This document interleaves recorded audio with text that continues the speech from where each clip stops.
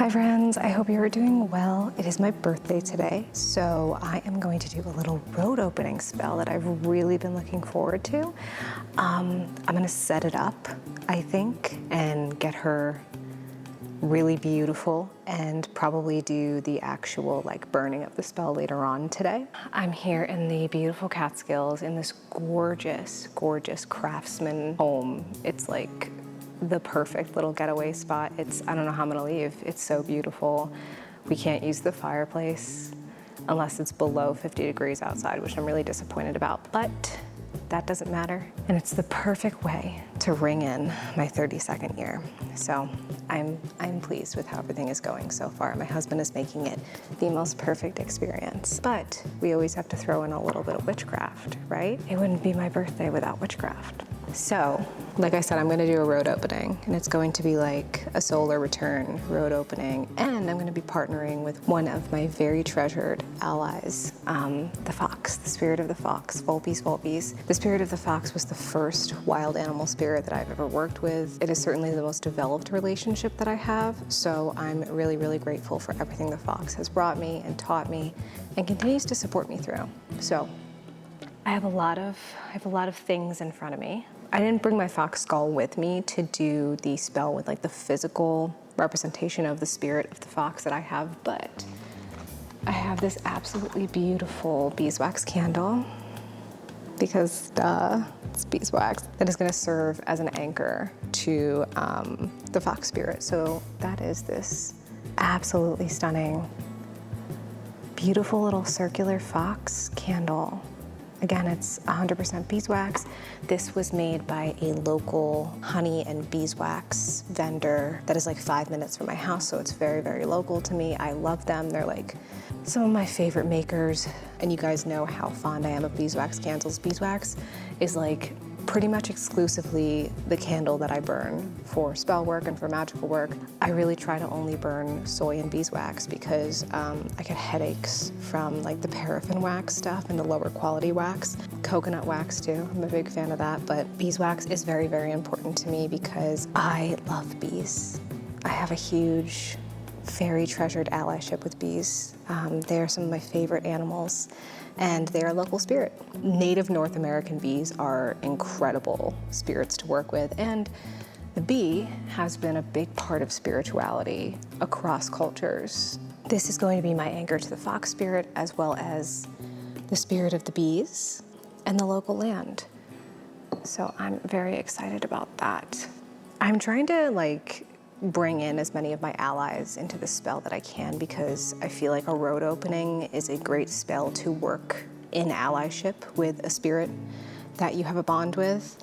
Honey is something I'm gonna use to attract new opportunities to me, to sweeten my prospects, things like that. Again, the sole reason for this is because I love bees, and bees are big allies for me, so I'm going to basically petition the spirit of the bees to help me open my road. I've got some road opening powder from Silver Fern Apothecary, beautiful Bavarian witchcraft shop. And I didn't know the fire alarm situation in this house, so instead of a burning bundle of juniper, which is what I usually use to cleanse with, I am going with these incense matches, cinnamon, great abundance herb, that my friend gave me many years ago, so I use them pretty sparingly. But these are great for travel cleansing.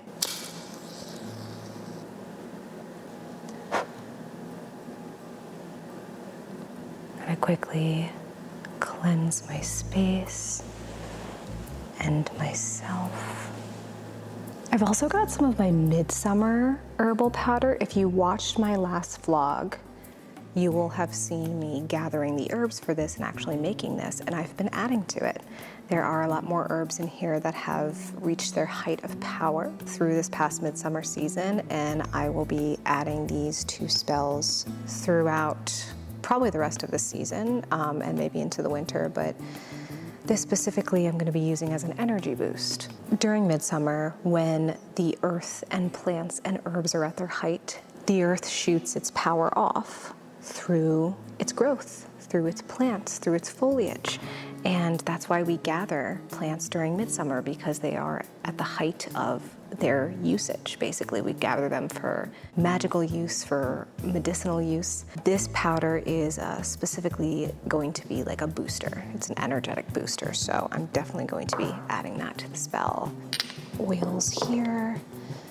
And I've got a few other allies, so I've got this gorgeous shell that you probably also saw in my last vlog if you watched it, from Morocco. And I am so appreciative because it is one of the most beautiful shells I've ever seen. So I'm definitely using this as an anchor to water energy, to ocean, to fluidity, right? When I open this road, I want it to be easy. I want the movement to be fluid, like a tide, and carry me into my next evolution or revolution, right?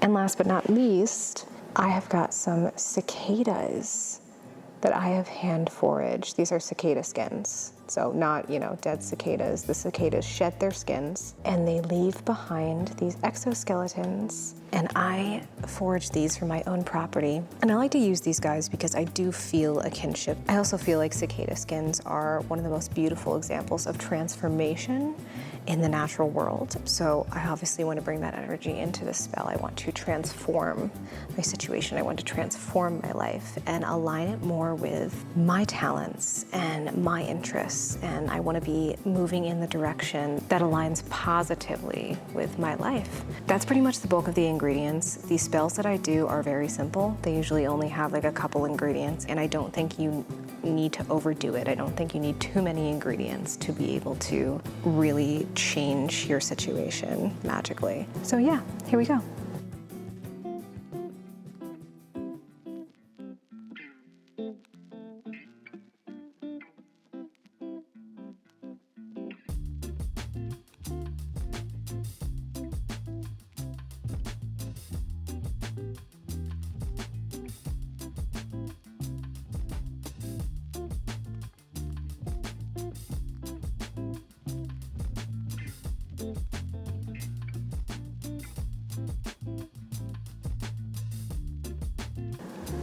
Literally jumped out of the car yesterday to grab these off the road. They're a little wilty now, but it's Queen Anne's lace, and it's so pretty.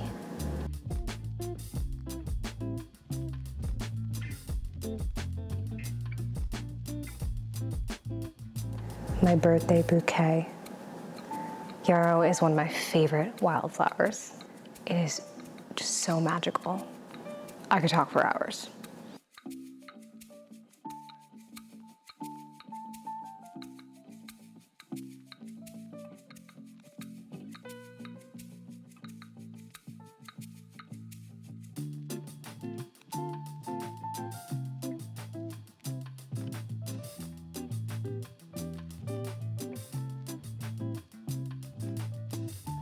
Our cabin was the coziest place to spend a restful weekend. Anywhere with books and thick deciduous woods mirrors home for me. The green space outside of the cabin looked like a place where magic lived, amongst the ferns and spindly pine. The very fact that a thriving bush of yarrow was in full bloom just outside the door felt like a welcome mat. Yarrow and I have been having a moment. It's a plant I've always worked with in such harmony, and I've almost rediscovered it through its rich and complex folklore that working with it magically has been extremely successful. It's becoming a very strong ally for me. The wildness of these woods is like stepping into a dream. My close call with a coyote was thrilling in every sense, and I'm just glad they didn't seem to be bothered by my presence. Never underestimate the element of fire, man. It may sound simple, but sitting in front of a fire pit for me is like just so surreal. I love watching the elements as they exist in the world around me.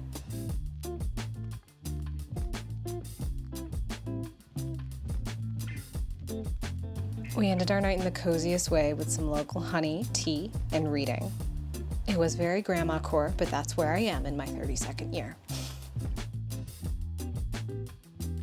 On my actual birthday, we rode horses, and oh man, Did I not anticipate how much this was going to hurt? Jokes and joint pain aside, this was a magical experience. I hope I'm not overusing that. This was truly a magical experience. We rode through the woods, through the mullein. The amount of wildflowers and milkweed and butterflies that we saw were just unmatched. We rode with Mountain Brook Farm. If you're in Windham, New York, please look them up. They are absolutely lovely, and their horses are so beautiful.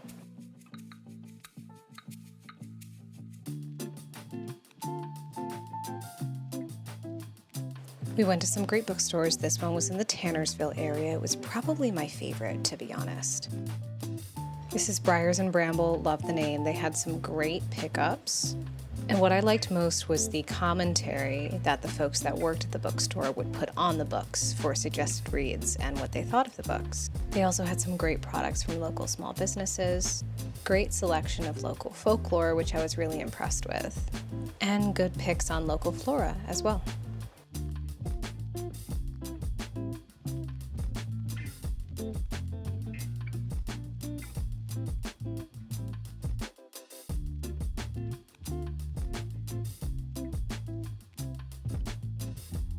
This little local market was very cool. It's called the Catskill Mountain Country Store.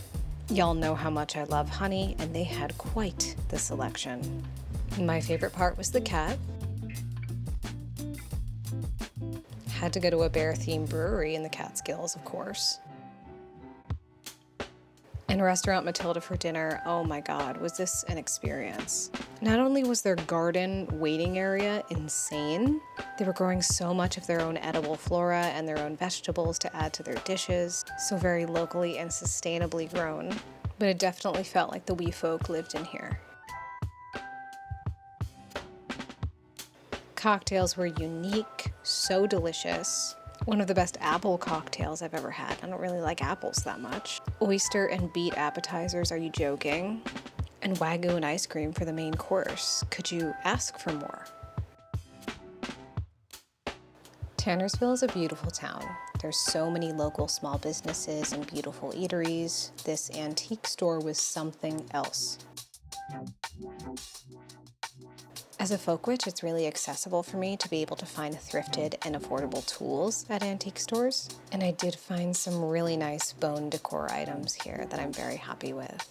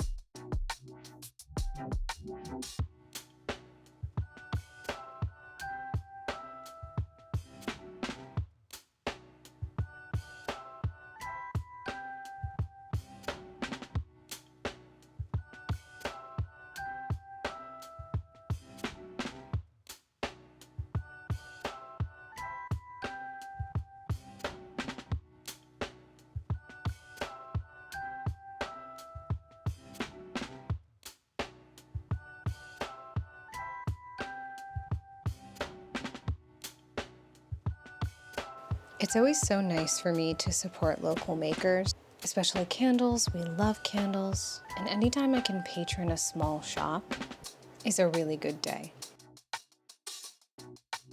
Like I said, the shops in Tannersville are so freaking cool. If you've been here a little while, you will have seen my animal bone collection, so this was definitely a very me shop. I love seeing taxidermy and art come together. It's just such a unique style. And I really, really wanted to go home with this chandelier. This was an absolutely beautiful, botanically inspired shop. I would so recommend going here. It just lifted my mood, like, immediately.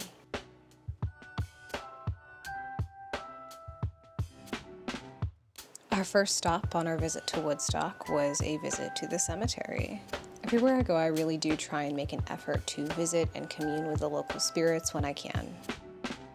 Even if I'm not communing directly with anyone specific beyond the cemetery guardians, when I visit a burying area, burying point, graveyard, I do like to go even if it's just to clean off the gravestones, clear some brush, or sit for a moment and reflect. I got really lucky in Woodstock because the creeping thyme was blooming and the bees were absolutely loving it.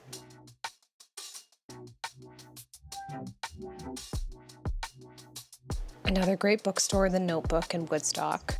They had an absolutely beautiful setup, and I did find a really interesting book there.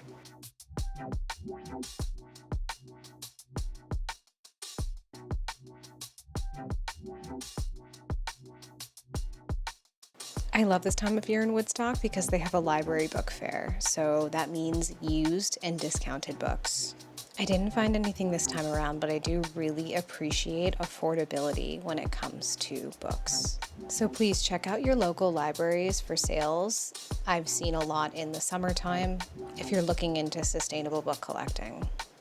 Had to make a stop at the Woodstock Farmers Market as well. Some really, really talented makers here. These old-fashioned photos were so cool.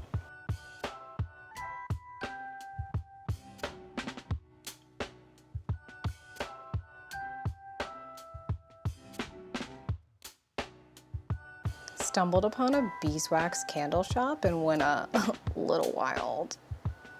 No, I could not afford that gigantic beeswax candle, but I did pick up a few new ones.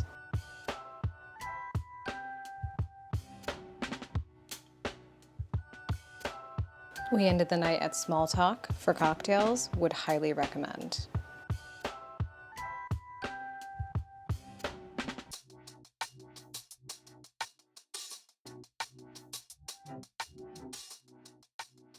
We started our final day with antiques and coffee. The antiques being in a large majority bones again, which I'm not complaining.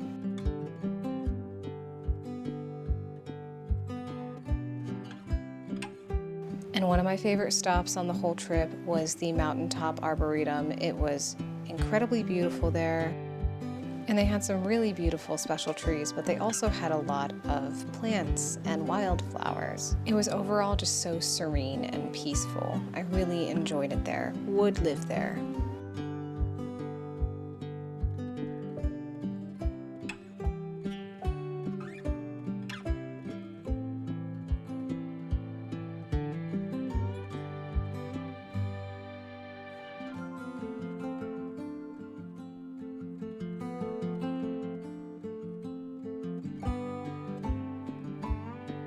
My favorite was the entire field of St. John's wort that had me just sobbing. I love St. John's wort. If you watch my last vlog, I've been trying to grow it for a while, and to see it in the wild was just so heart-lifting, which makes sense for St. John's wort.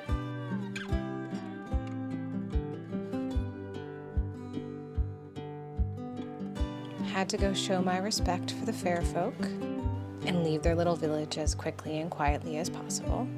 Folks with Irish heritage in the chat show up. We all know why.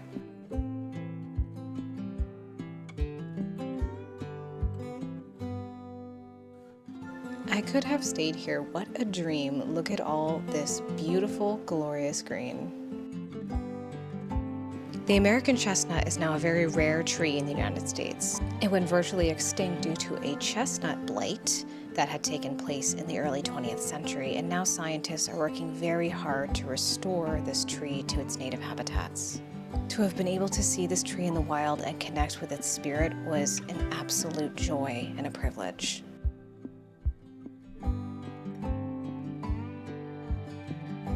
Kaaterskill Falls is a must-see on the tour of this area.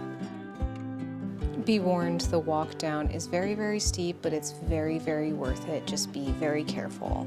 And please, I urge you to have respect and reverence for our national parks. Pick up your trash, try not to take in a lot with you, and always take out everything that you take in. We need to make sure we're leaving no trace and keeping our beautiful world wild.